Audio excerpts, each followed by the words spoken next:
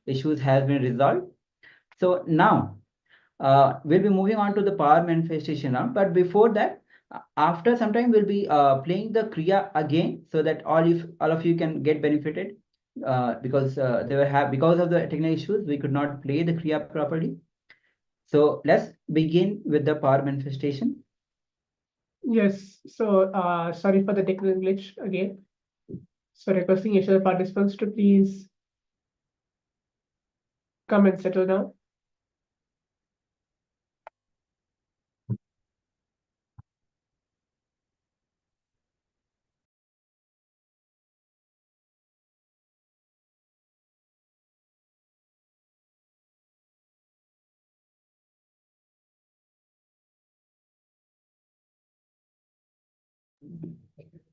Yes. So please be seated. As Maharaj mentioned, we will be playing the Kriya again after some time, so that all the participants can follow along and do the Kriya. But right now we are entering into the power manifestation, manifesting the Shaktis of Paramashiva. So what are we going to do today? We're going to manifest the power of Vak Shakti. Okay. So what is Vak Shakti? The Vak Shakti is the power of words which are there in your throat. Whatever words you are given, which is non-integrated, or you told some lies consciously, or all the words which you know that you're not supposed to be, you're not supposed to tell those words, but bad words, harsh words towards others, towards yourself, self-hatred words, all those words are you're consciously destroying your Vak Shakti. Vak Shakti is a mother which is there in your throat center. So in today's, the whole theme for today is completing with relationships. To start off with the first round of the power manifestation, scan your throat center and see what all the unfulfilled promises you have given to yourself. Okay, see what all. Probably you don't need to go back from your childhood, at least for the past 1 week. Okay, at least for the past 1 week, see what all the unfulfilled promises you have given to yourself, but you have not fulfilled it. Write that down. Okay, write it down and then consciously complete with all these promises. So are all the participants clear? So we're going to play the Mahavakya and chant the Mahavakya along. Keep a book and pen ready with you. Just write and see what just slowly, by the end of the day, by the end of today's Paramashivoham day, you will see a Vak Shakti, power of Vak Shakti. You will manifest. Means when you tell something, it will become a reality. That's the power of Vak Shakti. So let's begin now.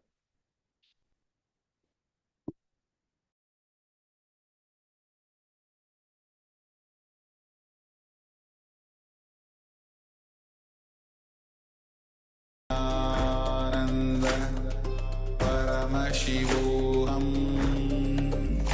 Om Nityananda Paramashivoham Om Nityananda Paramashivoham Om Nityananda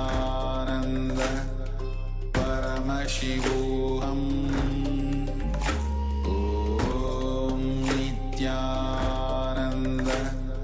Paramashivoham Om Nityananda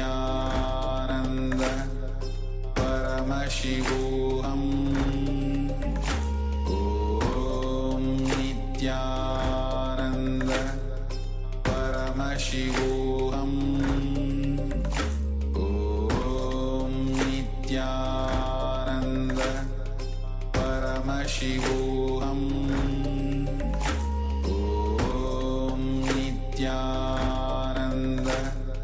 Paramashivoham Om Nityananda Paramashivoham Om Nityananda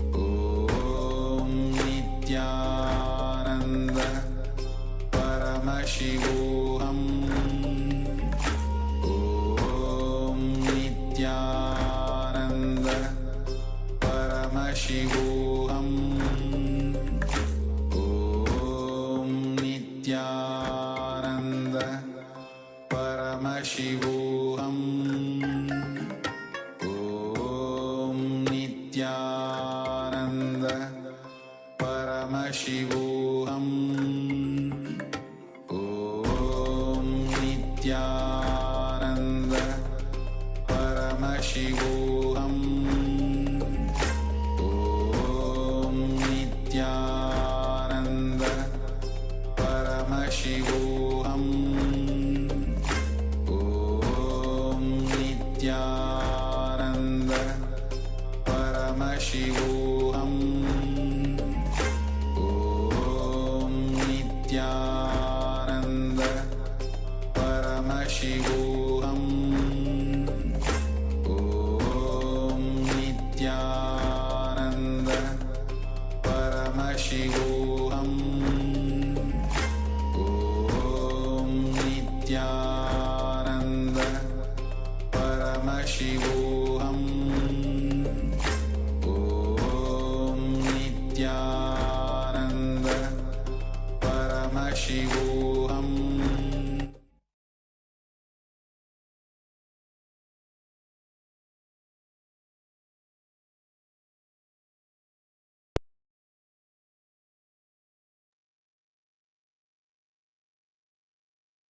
Yes. So how many of the participants were able to manifest, were able to get through this power manifestation? If any of the participants were able to write down something. Just a week of time, what all the unfulfilled promises that each of us have given to ourselves, and then consciously declaring and completing with them. Okay. Any other participants were able to do it? If you are able to experience something or wrote down, please leave the message on the Zoom chat.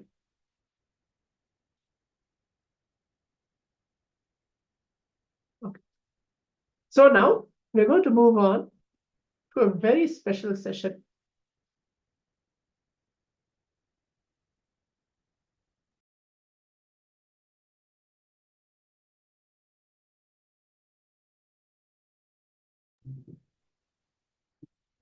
Yes, it's going to be a very special session. Requesting each of the participants to sit. It's going to be completion with our mother. Okay, so that's going to be the session which we're going to cover. Completion with the mother. Each of us might have, full and full 100% completion. Some of us might have incompletions with our mother, but still not yet completed. So we're going to resolve everything in this session.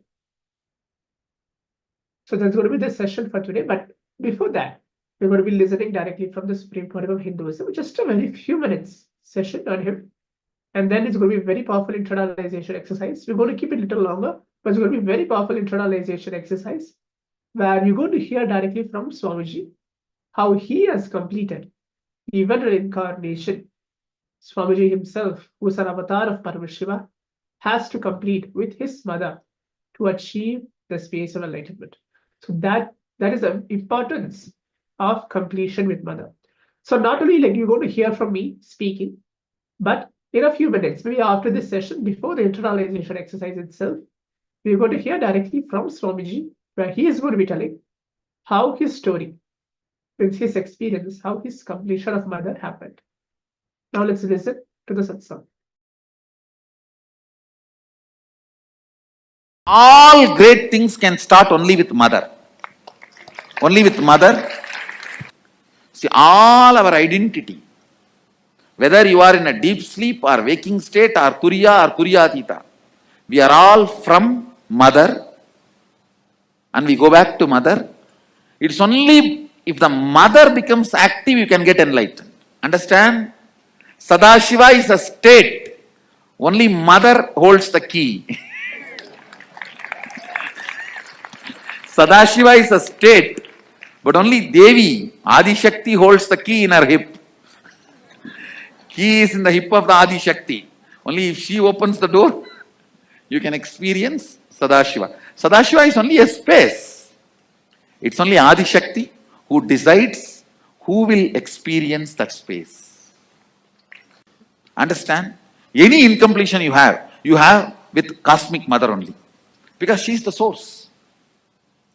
If you are incomplete about the person who is sitting next to you, it is not about the person next to you. It's about the source of that person and you. Both. Mother. Cosmic Mother.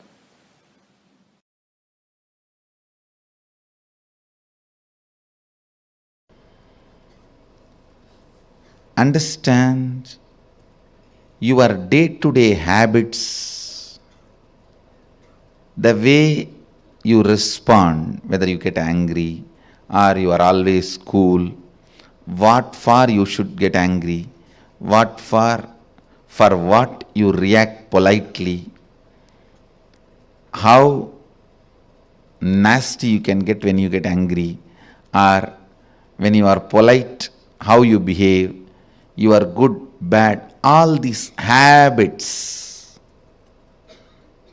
Understand the word habits are from Father. He teaches you. That stays in muscle memory. But how you cognize you, the innermost image you carry about you, comes from Mother. It stays in biomemory. Understand? Your behavior, responding patterns are from muscle memory. That stays in your muscle memory. That's from Father. Usually, he educates you about the outer world. He contributes a lot to your outer image.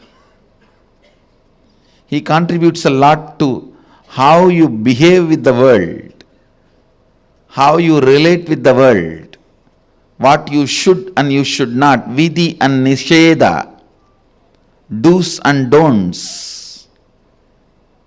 Vidhi and nisheda, do's and don'ts. That comes from your Father. That is why if you had a father who is unstable, your relationship with the outer world will be very unstable. That comes from your muscle memory. But the way you cognize you, your inner image, comes from your biomemory. That stays in your biomemory. Completion with Mother only can heal and complete your biomemory. Mother worship is the direct method. Understand? Mother worship is the direct method. That's the word I'll use. Most direct method to bring completion in your biomemory.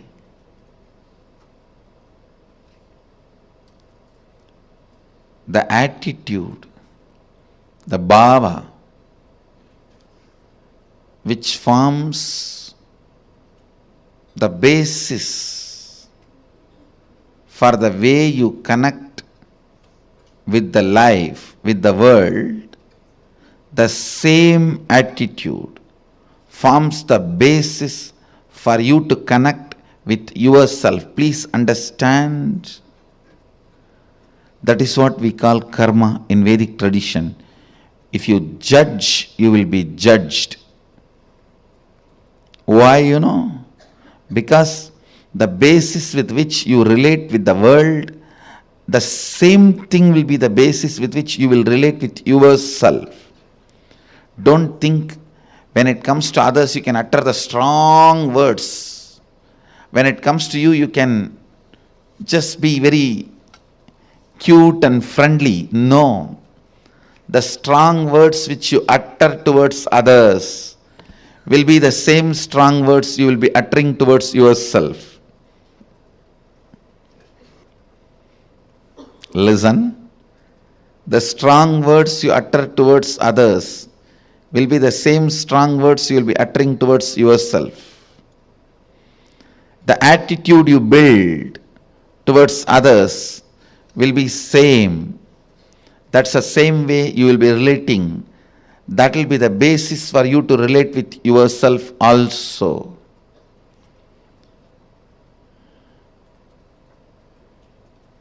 That is why I insist, bring motherliness in all your relationship with others.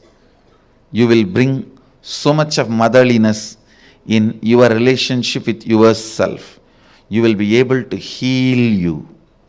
You will be able to feel you.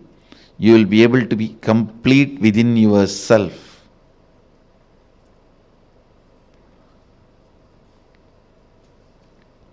When you bring tremendous healing energy of mother in your day-to-day attitude with everything, suddenly you will see you will become so cool with yourself. I tell you, the best thing can happen to a human being is ability to be cool with yourself. Because you can't be cool with yourself, so much of frustration with yourself, you go on abusing left and right. Anybody comes in front of your eyes. You say, this fellow has cheated me, that fellow has cheated me, that fellow has cheated me, that fellow has exploited me, he has swindled me, he robbed me. Understand? Your inability to be with yourself, your inability to be cool with yourself,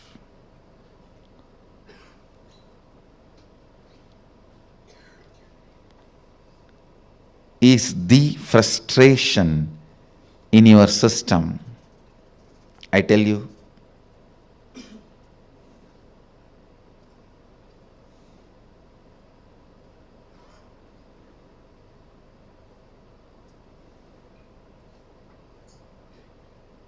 understand? I really want to tell you, bring mothership as part of your cognition. You will be so cool with yourself. You will be so complete with yourself. You will be so settled with yourself. The fear, frustration, because of frustration inside, how you possess objects or things or persons. Understand? When you are frustrated, suddenly you will have so much of possessiveness to the property you have, or the car you have, or the bank balance you have, or the persons in your life. You will just suffocate the objects and persons who are part of your life. I tell you. Let the car be in garage, not in you. Let things be in their place. Your inner space should have place only for completion and joy. The bliss.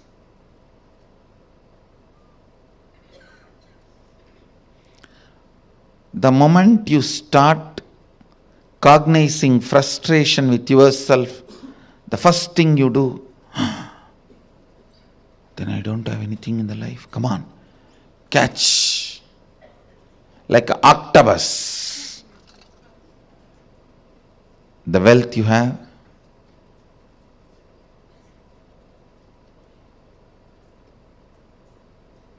persons who are in your life,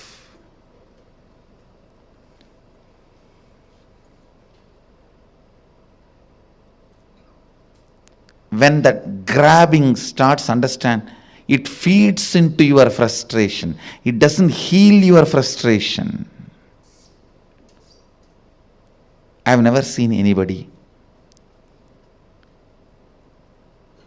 healing their frustration by grabbing and possessing. No. It doesn't. It doesn't. Understand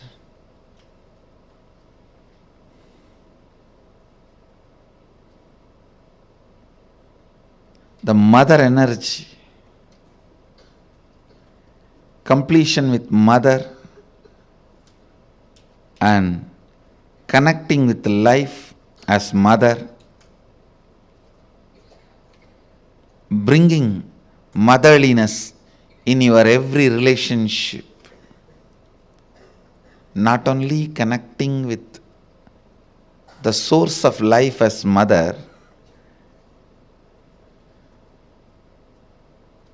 for whoever you are source of life, letting them connect with you as mother. That's what I said. Be a child to your source and be a mother to all the people to whom you are a source.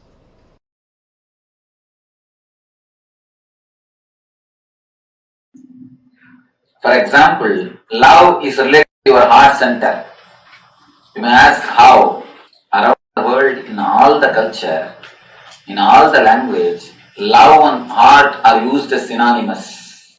Love and heart are used as synonymous. Not only in English language, in every language. Any of you who knows some language in which the love and heart is not synonymous? Can tell me. Because more than 50-60 language I referred, in every language it is synonymous. Love and heart, two words are used as synonymous. It is not that God has created all languages in one day, CD translation packages, and dropped in one country. No. Every language is developed, different languages are developed by different person in different place, in different country, in different situation.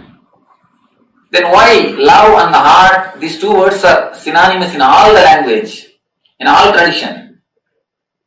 There is some more deep connection between these two, love and heart. If you see some of your childhood friend, suddenly, surprisingly, you see him or her after 20 years with whom you have a loving memories. Suddenly you will feel something is happening in this region, something will be coming up. That is what is love. Many people come and tell me, Swamiji, the moment I see you, I start weeping. Many people weep, oh again. Some weep out of love, that is different. When you see somebody with whom you have loving memories, cherished memories, joyful memories, just your heart overflows. You can feel exactly in this region something happening. How many of you have felt that when you meet somebody, when you see somebody after a long time, that something will be happening here? People who are attending second time, please give chance for the first time. Let them all relate with me. You can very clearly feel that something is happening in the anahata region. Always tell, love is a peacemaker. If you have the peacemaker, you don't need pacemaker. When you don't have peacemaker, you need pacemaker. Love is a emotion which is related to the anahata center, heart chakra.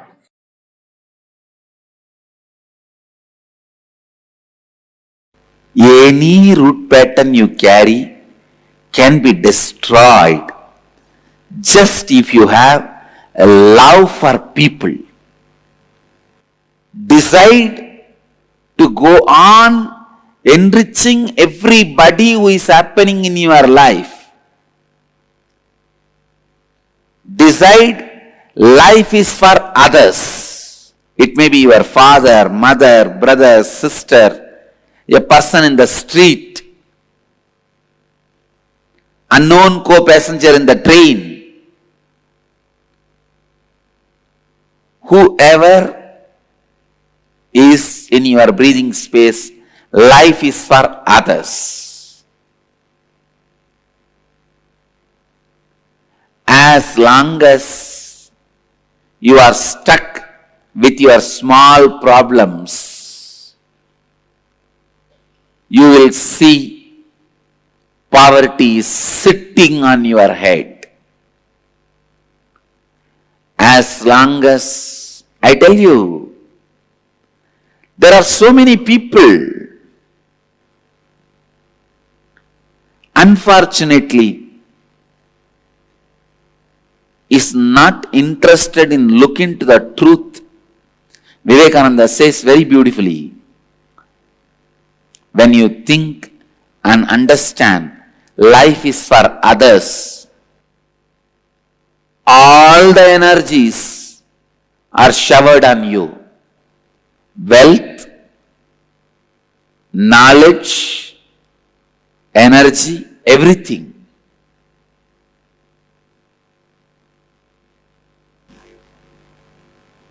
I tell you from my own experience, when I decided any wealth comes around me is for others, cosmos showers me more than what I need and more than what I needed for even doing the work I am doing. Same way I decided all my knowledge is for others. I am not going to keep anything secret for me. I am not going to keep anything from you. If I tell everything to my disciples, then they will grow more than me. I am very secure about that. No, I don't have the problem. So all my knowledge is for others. And I tell you, cosmos goes on showering, showering, showering. It goes on showering. Even I do not know how I am defining every principle, every concept.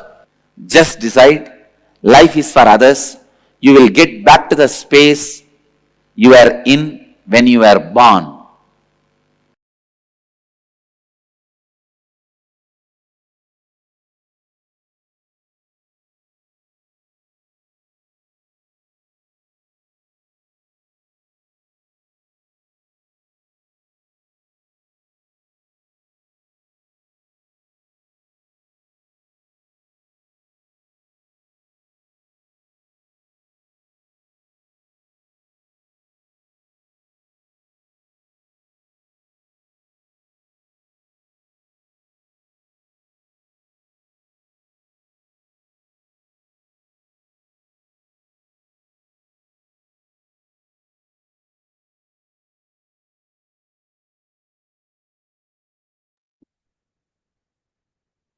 Yes.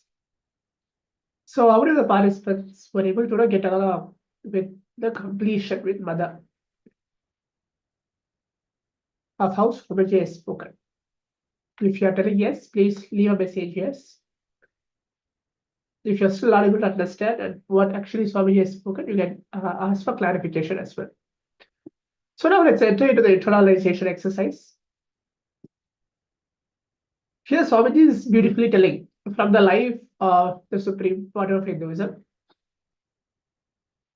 If you are complete with your mother, you are complete with all the women in your life.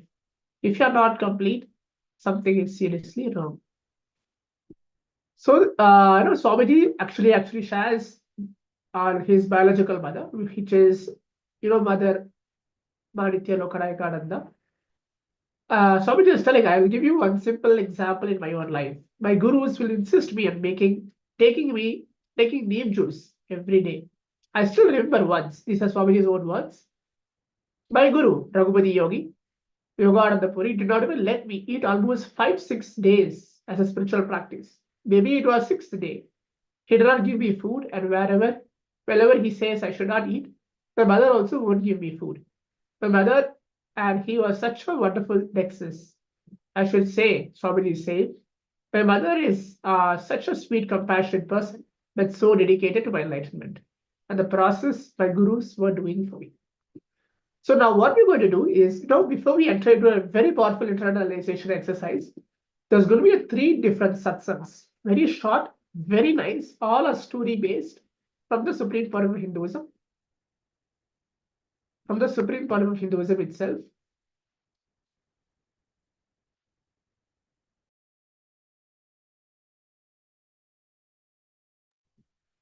Yes, so I'm going to be playing the satsang. There are 3 different satsang where Swamiji himself experienced, shares his completion with his mother, how he left home for sannyas when he was small, and how even though after he becomes an incarnation, after he started the mission, how he completed with his mother and how everything started happening. Let's listen directly from him. Like one common mother, when child leaves mother, always feels very sad. I don't want to let go and don't want to let go. Can you explain? If you can, what was your mother's reaction when you left the home? I know you will not leave, that is why I did not take birth to you. That is why I did not take birth to you. I can say, if mother is too possessive of a child, she will not even give birth. What to do then? Even giving birth is a form of a let go. She is allowing him to leave the body. Only a mother who is ready to allow that next level explosions to happen, who is ready to let go, who is ready to give inspiration, or who is ready to allow, can be the real mother. Understand? If you are that possessive, if you are that much sad, then you should not even give birth. You should continuously feed him through your umbilical cord. The umbilical cord connection should be continuously kept alive. Then carry him continuously. Why are you giving birth? Why are you allowing him to come out?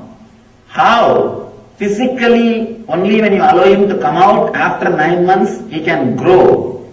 Psychologically, after some time, only if you allow him to break from you, he can grow.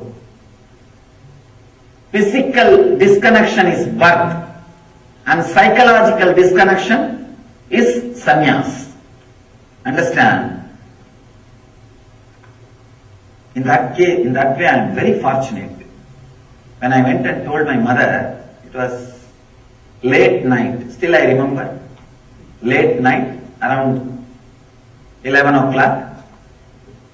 I went to temple and spent some time, and usually that is the time I will come back. When I come back, I had my own key. I'll open and come inside. I used to wear the wooden sandals, so that will create a big noise and wake up the whole house. The house was stone, granite floor. In those days, the Indian houses are all built with granite and teak wood. My grandmother used to say that the house was 300 years old. 300 years, something like a 10, 11 generation they are living in the same house. Of course, huge house.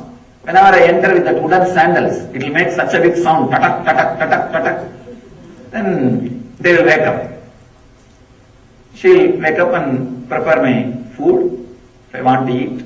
If I have finished eating in the temple itself, then she will say good night, that's all. She got up and she was about to prepare the food. I called her and said, see, I have decided that I am going to go for sannyas, so you can give me food tonight. Even though I finished eating, you can give this food. I'll eat, because from tomorrow I am not going to be here. I am going for sannyas. It was a very casual announcement to her. Of course, surely she had shock, and she did not tell anything.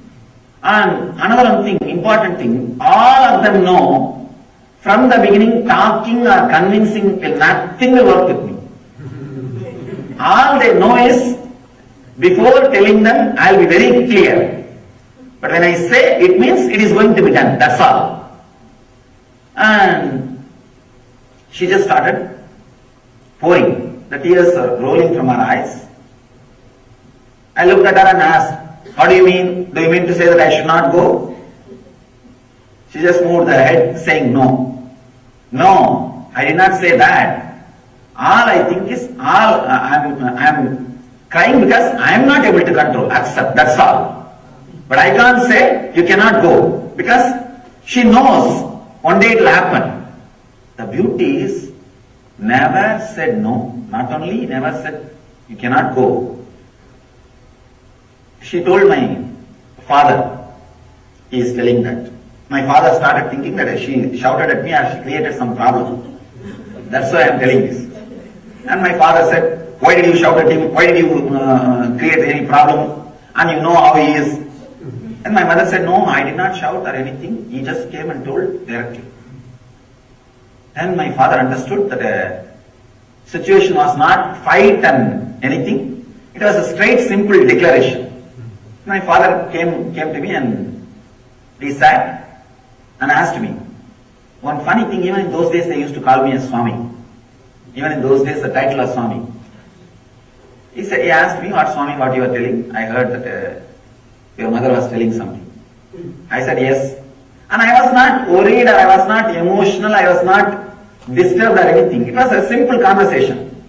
Like a very casually, how I used to have a very good relationship with the parents and very deep relationship. And I told him directly, yes, I have decided that I wanted to take sannyas and want to become enlightened. And it was shock for him. But he saw that I am very clear, balanced, cool, relaxed.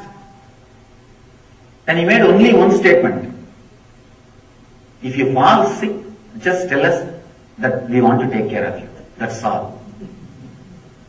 All he said is, if at all you fall sick anywhere during your travel, please inform us, we want to take care of you.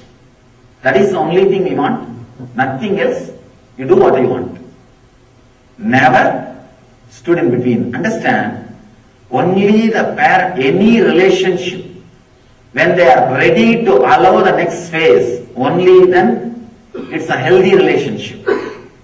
I have seen thousands of youngsters who are really inspired, bold enough, courageous to take up this path, seeking, but did not even had a chance to explore because of the parents. What they have done by marrying, and they lived all their lives, and they want to make their kids also just the same like a buffaloes as what they did. No, it's a lesson. Whoever listens, let it be in record. That's why I am talking. It's forever, the future. Understand? Very rarely few souls get the inspiration to explore. If at all, you see, I am not saying train your kids or force your kids to become Swamis. No. If at all they discover that click, do not stand in between. You will be blessed. If you don't, stand in between. Stop from all your attachment. Even if he tries and struggles and becomes a failure, nothing wrong. I would have been a failure for at least 10 times in my 10 births. That's why this time I am successful. So it is good. Any exploration, any research, any adventure in the conscious field should be encouraged, allowed and supported. Try at least not to do that regular mistake in your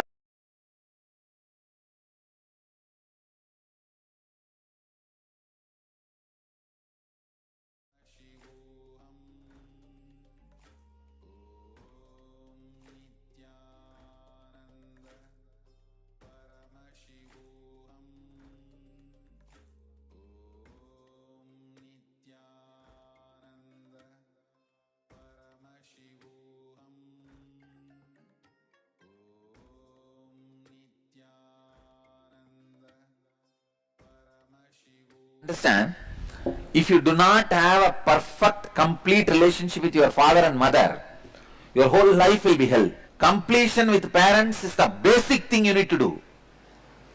One of the main reason for my strong, heavy presence is I had such a healed, complete relationship with my parents. I tell you, when you have a complete relationship, completed relationships, the world and my world is in tune. There is no conflict. When the world and my world is in tune, you will have a heavy presence. Many times people tell me, when I am outside, I try to fight, hate. Try to hate you, I try to fight with you, I decide I will not listen to you. The moment I come to your presence, I don't know what happens to me. My whole body listens to you, not just me. Means, if you are a healed personality, if you are integrated, your body and mind, and you are integrated, then any being comes near you, just listens to that integrity,